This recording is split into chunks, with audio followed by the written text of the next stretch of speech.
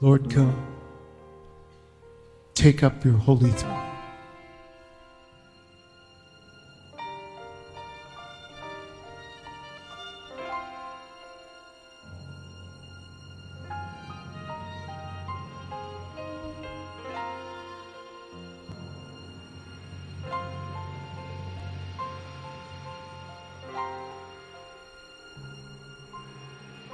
Olá, bom dia, a graça e a paz do Senhor Jesus Cristo. Quero desejar a você um dia abençoadíssimo. O céu está azul, o sol está brilhando, que Deus esteja no seu coração, na sua casa, na sua família. Amém, queridos? Amados, eu particularmente, eu vejo assim o Antigo Testamento como o primeiro gume da espada, que é a palavra de Deus. A Bíblia diz que a palavra de Deus é como espada de dois gumes, né? E tem sido para mim assim muito gratificante, né? As revelações, as figuras e arquétipos, né?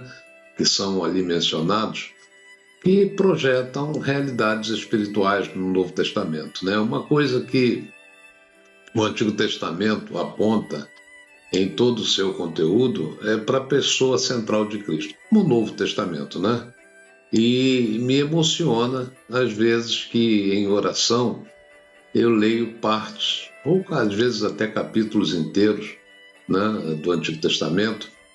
E hoje eu quero fazer menção a mais um elemento citado no livro de Levíticos, mais especificamente no capítulo 16, que diz mais ou menos assim: tomará o incensário cheio de brasas de fogo do altar, de diante do Senhor, e os seus punhos cheios de incenso aromático moído, e o meterá dentro do véu. O incenso, né, o elemento incenso, é escrito aqui no contexto do dia da expiação. Era um incenso aromático específico, né, que o sumo sacerdote preparava e queimava dentro do véu, no Santo dos Santos, diante da Arca da Aliança, para cobrir o propiciatório, né, com fumaça e evitar a sua morte, né?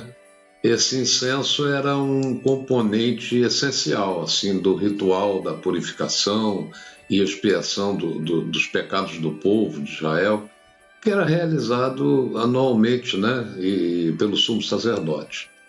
E o altar do incenso, ele estava ligado ao altar do holocausto, né? Por quê? Porque era desse altar que se tiravam as brasas para queimar o incenso. Se usasse outro fogo, né, que não fosse esse, Deus consideraria estranho aquele fogo, né? O mesmo fogo que consumia o holocausto, né, e o sacrifício do pecado, era o que deveria ser usado para queimar o incenso oferecido a Deus sobre o altar do incenso, né, no lugar santo. Isso tem um significado importante, né? Aponta para o fato de que o incenso, que é um tipo de oração, né, da igreja, tem base, né, no sacrifício expiatório do Senhor Jesus. Isto é, pelo seu sacrifício nós somos aceitos e a nossa oração é ouvida por Deus, né? O incenso era preparado usando-se basicamente três substâncias ou especiarias aromáticas, que eram o estoraque, o onixa e o gálbano, né? E elas também são figuras maravilhosas que mostram três aspectos da oração, né?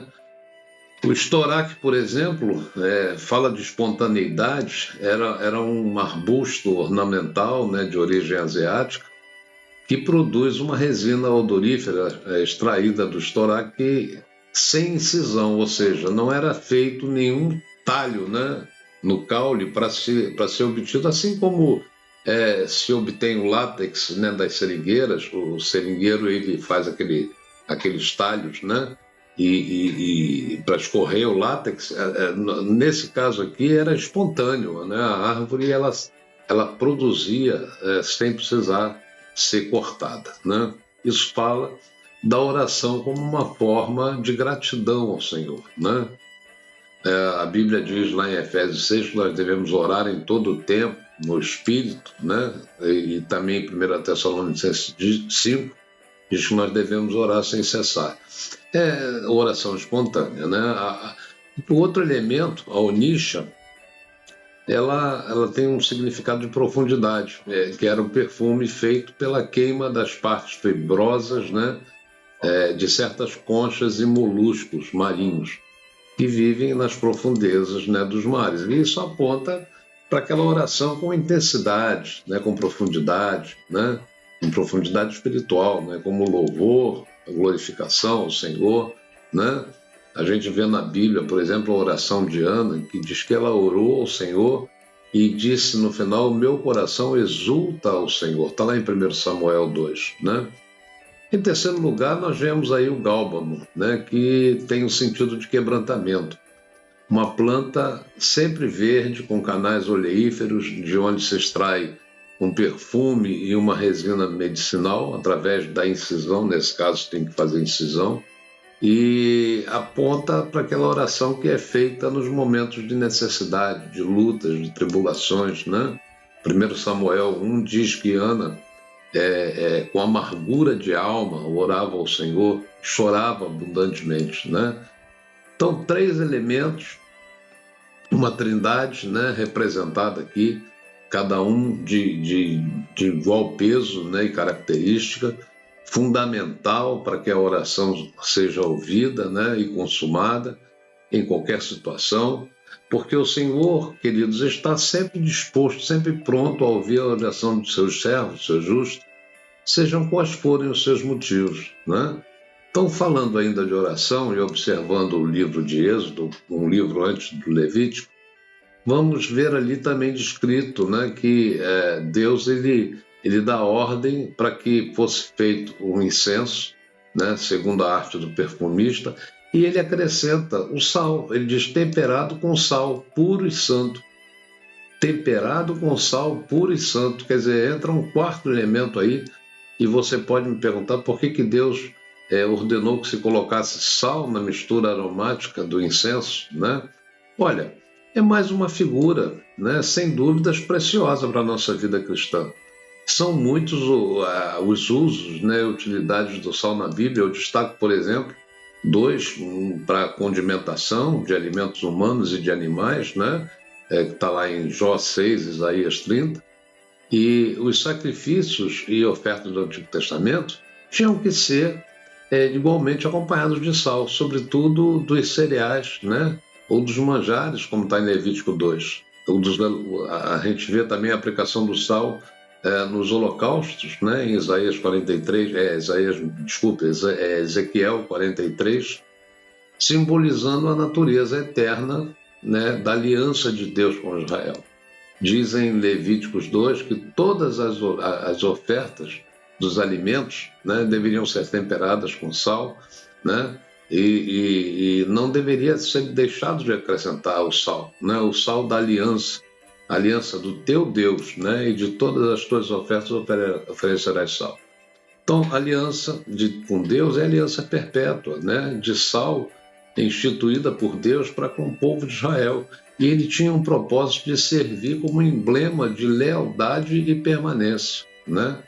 Em Números 18 diz: todas as ofertas alçadas das coisas santas que os filhos de Deus oferecessem ao Senhor tinham que ter, por estatuto perpétuo, a aliança perpétua do sal perante o Senhor, né?